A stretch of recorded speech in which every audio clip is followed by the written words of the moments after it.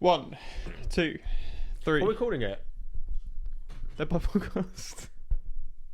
Dead by Progcast. Dead by Progcast. No, I wrote a few ideas down, didn't I, for what it could be called? Lock by Right, I was gonna Progcast. Lock by Progcast. Yeah. That's long-winded and complicated. Could you imagine that on a shirt? Yeah. Please, welcome to the stage. Lock by Progcast. Hey, boo. Oh, I see what you mean. We need a name for it. We can't do this intro without a name. Yeah, we can. No, we can't. You're right. I like the by thing because it's Dead by Podcast, which was quite a good thing. Yeah, but I don't think there's much overlap between the audience. I don't think anyone's going to go, well, there is my overlap. god, There is overlap those because guys, this is our thing. It should be something by something. So that's Lock really weird. by those, Progcast. Those guys that did that Dead by Daylight podcast that got 200 views have started a progressive rock podcast. That's amazing. Those are the two things I like. But the format is the same. It's us chatting. Yeah, but no one's going to go, no one's going to listen to this and go, I like that. That was like, it reminded me of Dead by Podcast, you know? Similar. Well, or we could say, if anyone else likes our voices and the series, listen to a podcast about something you have no interest in. Very specific podcast about a game called Dead by Daylight. Yeah. Of which we have done maybe 6 or 7. Even though it says episode 13. No, we've done a lot. We've done a lot. Over the years, yeah. 13. We have no format. We randomly do it. We tried doing a format, and then Thomas was like, "Oh, I'm too busy." It's a lot of editing. Did you know? No, I did the last edit. No video. Did you know that there was a video? Oh, shut up. Did you know that 1% of podcasts make it to episode 21? Well, we're a part of that percentage then, aren't we? Exactly. If you make it to episode 21, you're officially in the top 1% of podcasts that actually get that far. So that's the target. You can stop after 21 episodes, but just make sure you get to that 21st episode. 21 is like a series, isn't it? It's like a season of something. Yeah, I guess so. Yeah. Right. Okay. Welcome so let's to the Progmeister Generals. Progmeister General. Honestly, just call it the Progcast. There's nothing wrong with that. It's fine. Progcast. What is it? It's a podcast about progressive rock. Progcast. Play on words. It's just a bit cheesy. Which fits prog very well. Let's just say that. Someone else must have done that. Is that you looking it up? Progcast. Did you mean podcast? Okay, that's a problem. Because you're not going to be able to Google it. Oh, no, you're not. Okay, forget that. I'm sure I came up with a really good idea for a name. Do I have it in my notes? Oh, plus there's already one called Progcast. I mean, yeah. I mean, that makes sense. Well, our surname is Locke, so I mean that's very unlikely that anyone else is going to do a podcast with their name's Locke. Yep. Locke, Prog, and 2 smoking barrels. Not bad. Why don't we ask ChatGPT? Oh no! Don't do that. Hang on. Please come up with a witty name for my progressive rock podcast featuring me and my brother Jack. Our surname is Locke, and this can be part of the podcast title. Oh dear. Well, that's terrible. Locking in the prog groove, the Locke Brothers Sonic Odyssey. It's a bit wordy. Make it 2 words. That's not ProgLock Chronicles, rocking with the Locke Brothers. Oh dear. Come up with 10 and make them not shit. Crap. Locking into prog. That's not bad. The Locke's prog reverie. Sonic lockdown. Prog lock explorations. Into prog. Lock step into prog. That's not bad. The prog lock. The prog lock. Prog lock. That's great. That's exactly prog lock. There you go. That's good. It's cheesy. It's goofy. It's a little bit, on the nose. Spot on. It doesn't need to be called a podcast because it'll be in the category of podcast. That's a really good Not every podcast is called the podcast, is it? ProgLock. ProgLock. That's great.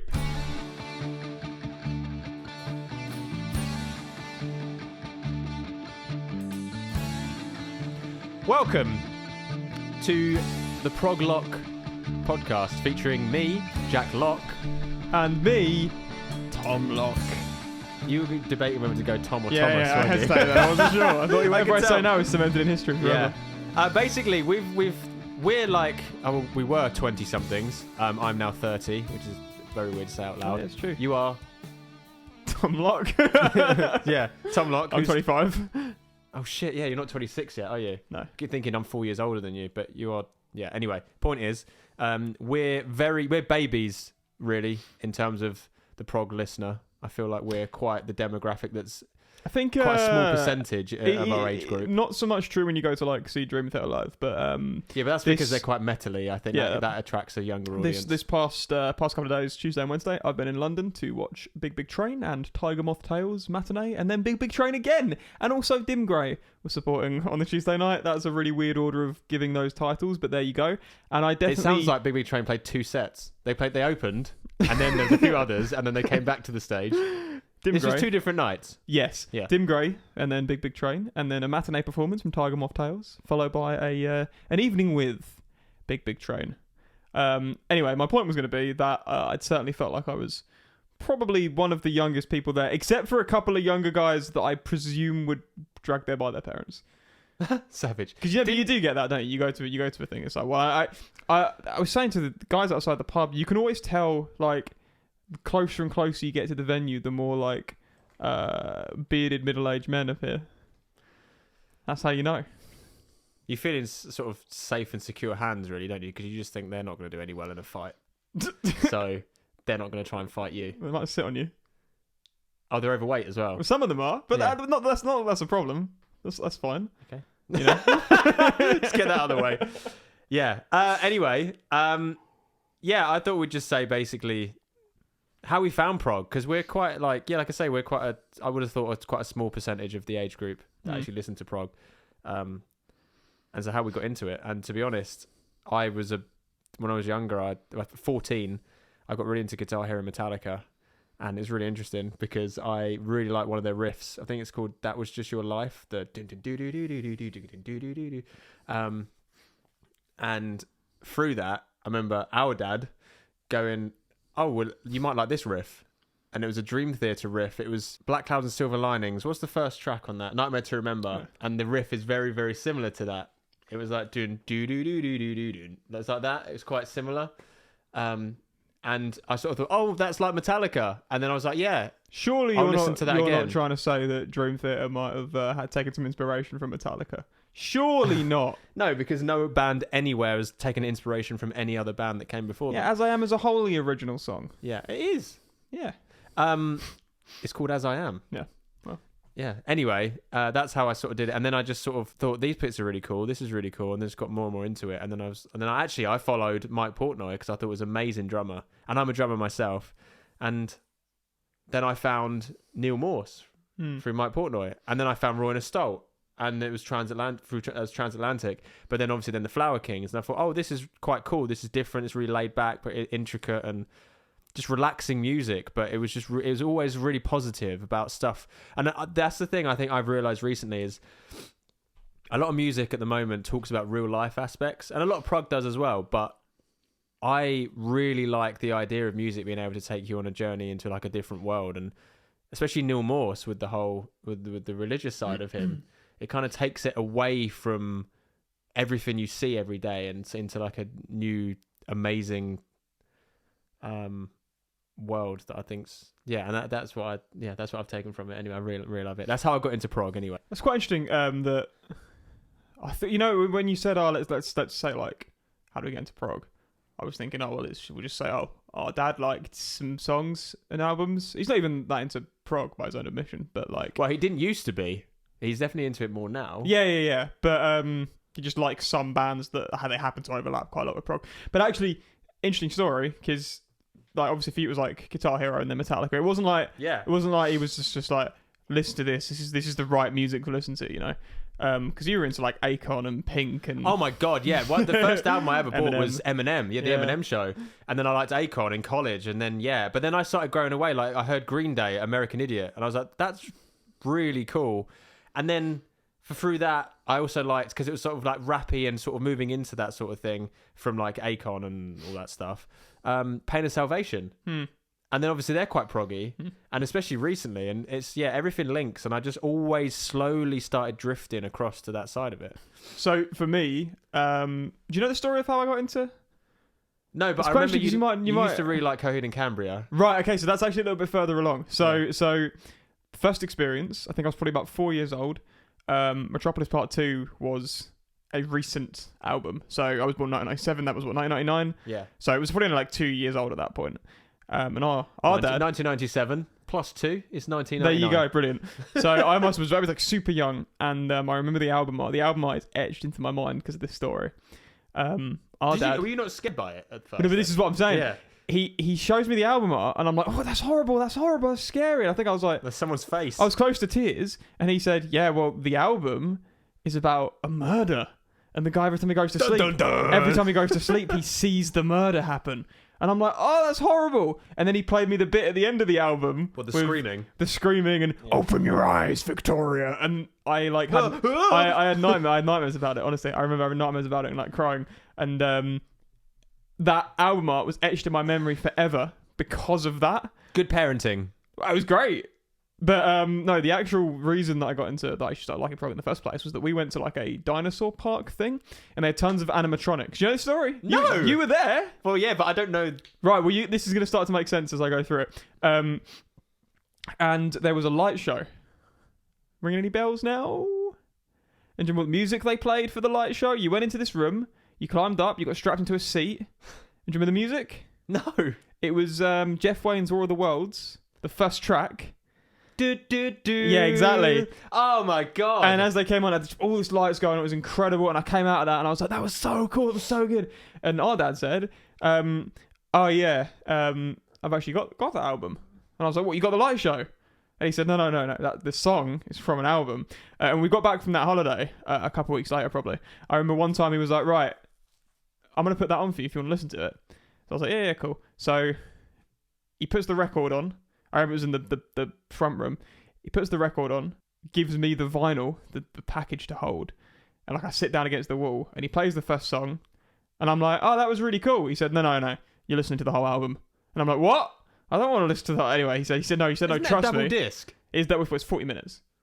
What? Oh no, it is a double disc. You're right. Anyway, I listened to the whole album from start to finish, and after like the initial boredom wore off, because I was like 8 years old. Yeah. I was just captivated by it and the story, and I remember I read ahead in the lyrics and saw that the Beth died, and was her name Beth? What am I calling her Beth? It is Beth. The Parsons' wife.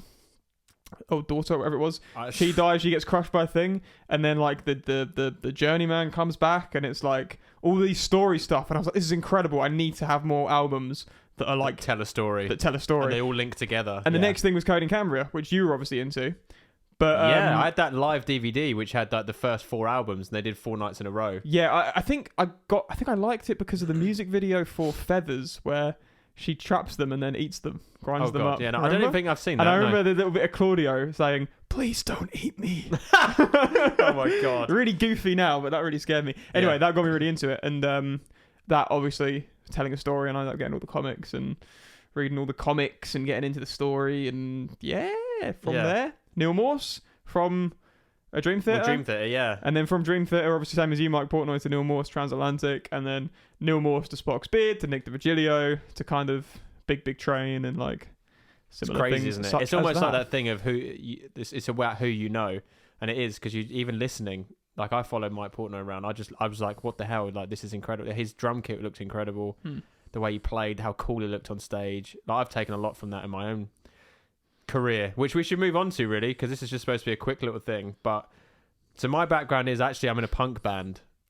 So this could this get more interesting, right? I'm in a punk band. You could be in a prog band. That would be a lot more interesting. But it wouldn't be, because it'd be one. You know, I'm bringing everything in from different angles. Yeah. And I think to be fair, given songs like Primetime Entertainment and those 3 on the EP that you chain together, I think your progressive influences do kind of come through in the punk band that elevates it a bit. I think it's hard for me to say that. So the band name is Pet Needs. It's just so that people might know the song titles now from that band.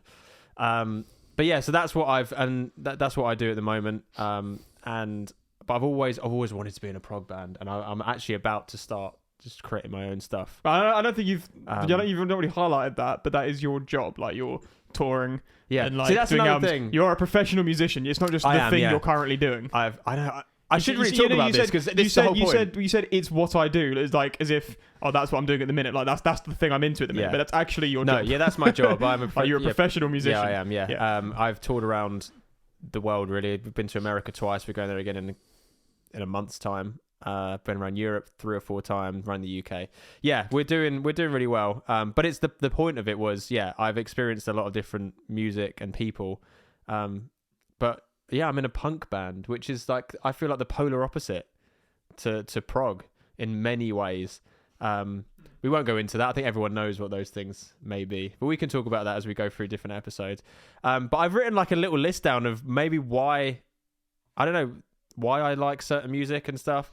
Like, I'm a very competitive person as well, so I have to try and be the best that I can be at everything that I do, which is why Dream Theater are my favourite band. They're not the best. They're not the best songwriters in the world. No, but they're the best at playing those. They're the best I've ever seen at those yeah. instruments. And I think almost everyone would agree in terms of technique and ability. There's no.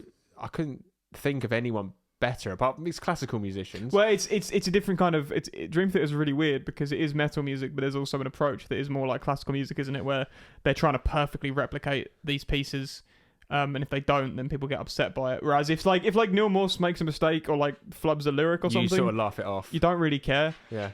Whereas the dog's scratching at the door. Yeah. Whereas with Dream Theater, if there was a mistake, if there's a mistake on Dream Theater, it gets uploaded to YouTube 20,000 times. Yeah, and actually, because them making a single mistake is like, whoa. Yeah, that must be really high pressure for them. But it's also, I think, why. James LeBrie struggles a lot at the moment, but I think every singer, especially one that sings that much, that often, that high, that powerful, every single night, I think it's naturally going to happen. But in your 60s as well. Yeah, but why? Why does he get more stick than anyone else I've seen? And I think it's that same thing. Everyone expects perfection from them, and because he is his instrument, it was always going to be the first one to go as they got older. And I just think it's quite actually unfair, the amount of criticism he gets. It makes sense because he struggles, but you have to go into it expecting it. I mean, we could do a whole episode on like James LeBrie and why people criticize, which we probably should, because I think there's more to it than just his voice is getting worse over the years. I think it's to do with like the way he sings stuff, and that a lot of the time he could still hit the melody notes, but he kind of this is the thing. It's a whole other discussion. It's a good topic for another episode. Yeah, though, for sure. Another thing for me anyway is that I have basically self-diagnosed ADHD, which means that my attention span is all over the place. Sometimes I can concentrate on something for ages. Sometimes I'm just like, no. And it's really difficult to get it back. You'll probably hear actually as we go through, I'll start talking about something and then have a quick pause. Well, we were talking about talking about like who we are, what we do. Yeah, that was it. About your but that helps. Relevant, that goes into the music, yeah, doesn't sure. it? Because you need a lot of attention to detail when it comes to prog. But for me, I feel like, especially Dream Theater and fast loads of notes, is that it feels. It's amazing how it feels inside my head. Like I go to a gig and I usually stand there and watch because everything's going on inside my head. It fills every single gap that I need. So many notes all the time. It's like loud, boom, boom, mental boom. colours and yeah. Do you see colours when you listen to I don't music? see colours, but I see like, shapes. I see shapes, especially with drums. Actually with everything, I visualize it, which is cool. And annoyingly, because I'm quite competitive and a perfectionist, production quality is a massive thing for me. Unfortunately, I really struggle. And this is quite bad of me in a way, but a lot of music that was made in the 70s or 80s, I really struggle listening to. It doesn't matter how good it is. Never really listened to Rush, have you, for that reason? Actually, I find that Rush's their production was always good. Have you listened to much Genesis? That's where I struggle. Right, yeah. I'm trying to find where's the line? Where's the line? Yeah, but we'll talk about this again. But I feel like, in my opinion, Neil Morse takes a lot of Genesis, but because he's made it more modern, and that's what I like. So I feel as though I don't need to go back because I've got the more modern Genesis in Neil Morse. That's controversial. That is controversial, but this is what we're here for. Oh, I don't need Genesis. I've got Neil Morse. And also I like the best of the Genesis. best. Don't need it. My main thing is a band needs to stand out for me, and it has to be. I don't see much point in listening to a band that sounds like another band. It's like, well, I'll choose the best one out of those two and just listen to them. So you won't listen to Genesis because Genesis sounds too much like Neil Morse. No, I've not listened to Genesis. I know that he takes a lot of inspiration from them. Can you take like the context around the band separate to like how you feel now? So like for example, I was having this conversation at the pub before the gig yesterday. I've never really listened to the Beatles, never got into the Beatles, don't understand it. I try listening to it and I think this is rubbish, turn it off.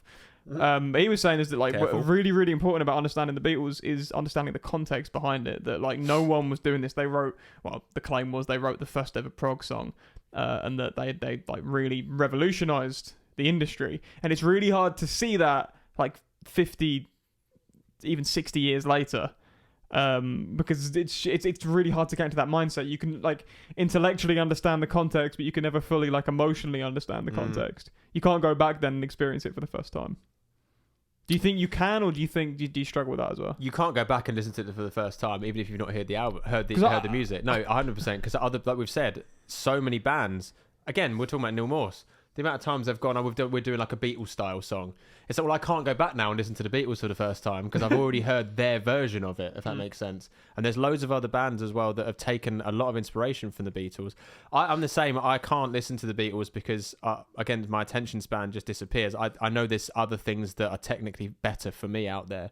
So I'll just listen to something else that's been inspired by it. I respect them massively for what they've done.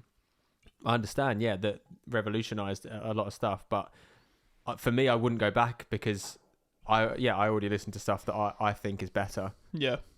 Because it's taken a lot of inspiration from them and they've taken it to another level for my liking anyway. This is going to be a very honest podcast, I realise. And well, I think it's important because I think a lot of the time we were saying earlier about like the music industry is that we are also in a progressive rock band called The Round Window, which first album wasn't really prog, had a couple of prog songs on there. The second album is a lot proggier, and I think we're kind of leaning into that a bit more moving forward. Yeah, mixed as well. Mixed and actually produced by Robin Armstrong. Yeah, who's Cosmograph. Yeah, who is the band Cosmograph. Yeah, Cosmograph. Got Pete Jones on it from Tiger Moth Tales. Yeah, playing sax. It's a very, very good. It's a very good album. It's not, yeah. We had someone. Yeah, the first one's good as well, but like the second one's. We had someone on flute, was it, on the first album? Yeah, we had Angela Gordon on flute from Mostly Autumn. Yeah, that was. It's really cool having other musicians on, proper musicians. I like saying, even I mean, I don't even. I'd say I'm a professional, but I'm not. I've only been doing it for less than 2 years at this point. Maybe you are a professional, then it is your technically, job, yes. Money, yeah.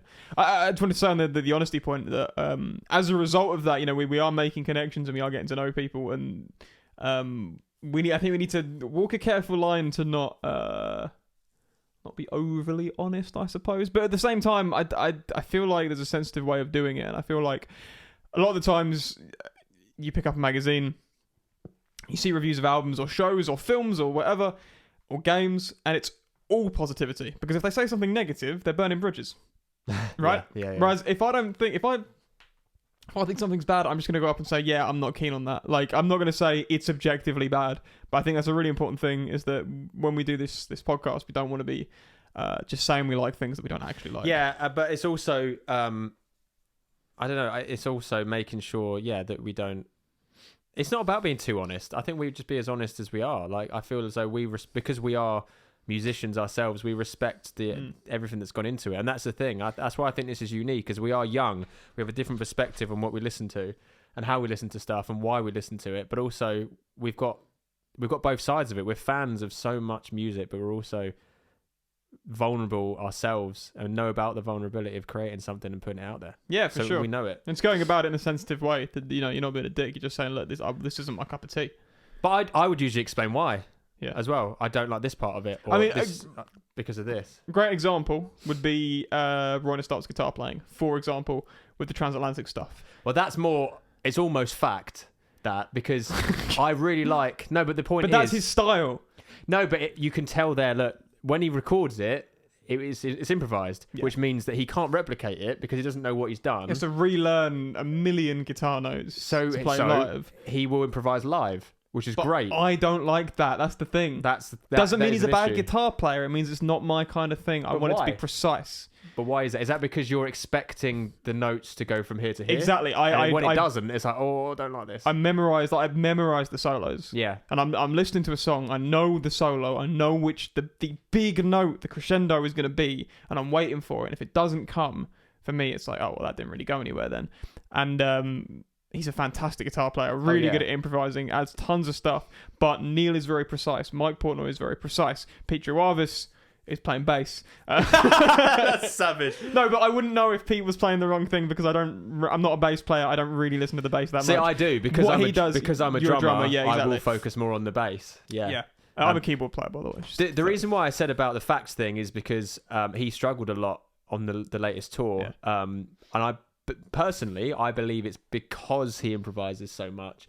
He's he is thinking about where to go, what to play, but then also he has to remember where when we go he needs next. to lock back in. When's Yeah. the melody coming Yeah. in that he needs to lock in with Exactly. Neil with? And I think that's where he struggles slightly. Actually, listening to the live album, it's very difficult to hear many guitars on there, and bearing in mind as well that Ted Leonard is playing guitar as well. I do wonder if they turned down the guitars for some parts of the live album. Maybe Because we don't know. we don't know. Just make sure It's we don't know speculative. that. It's speculative. But watching the DVD, the YouTube Blu-ray videos and well, no, I've got the Blu-ray. When watching it back, when it goes on him, he's just got his hands over the guitar and he's just strumming. I feel as though he's not quite sure, but that's just obviously maybe he is. I don't know, but I think that maybe he did actually say, and I think it's on the booklet that says he's getting quite old now, right. so he struggles to old is remember a lot of. Huh? How old is he?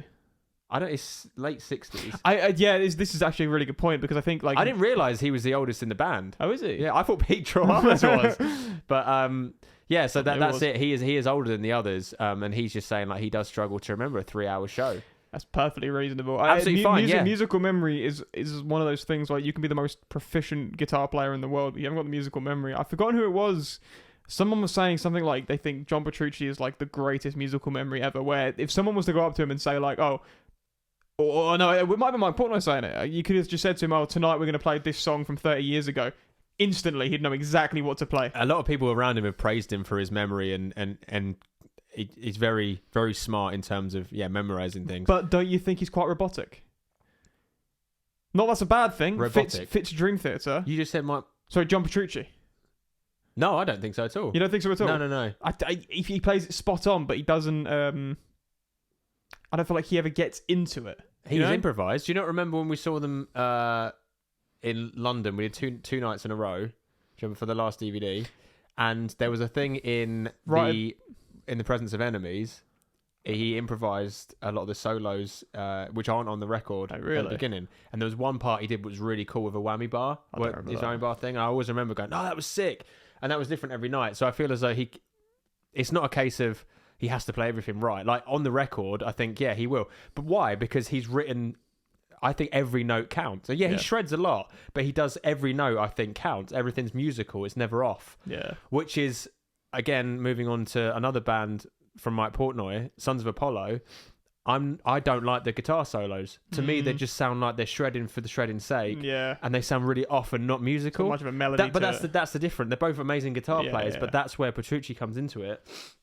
I just think that every note is there for a reason, and I think that's why he does it live as well. I mean, fantastic compositionally. Yeah. Maybe you're right. Yeah, but he doesn't. The thing that's amazing is that you've got Jordan Rudess who's got his score in front of him. And he's an amazing player, classically trained. That's probably why he does that. But then Petrucci's there, and he's not looking at anything. Same as John Myung as well. No, John Myung is looking at an iPad though these days.